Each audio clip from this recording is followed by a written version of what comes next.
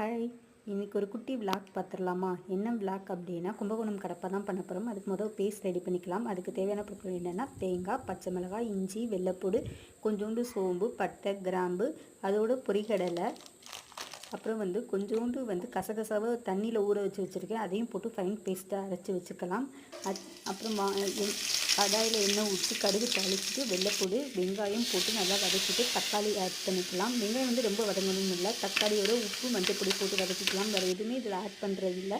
நல்லா வதங்கினதுக்கப்புறம் நம்ம அரைச்சி வச்சுருக்கிற தேங்காய் பேஸ்ட்டையும் ஆட் பண்ணி கொஞ்சம் தண்ணி ஊற்றி பச்சை வாசனை போகிற வரைக்கும் நல்லா கொதித்து வரட்டும். கொதித்து வந்த பிறகு ஒரு உருளைக்கிழங்கு நான் வேக வச்சு மசிச்சு வச்சுருக்கேன், அதையும் ஆட் பண்ணிக்கிறேன். அதோட பாசிப்பருப்பையும் நல்லா வேக வச்சு வச்சுருக்கேன், அதையும் ஆட் பண்ணி நல்லா கொதிக்கட்டும்.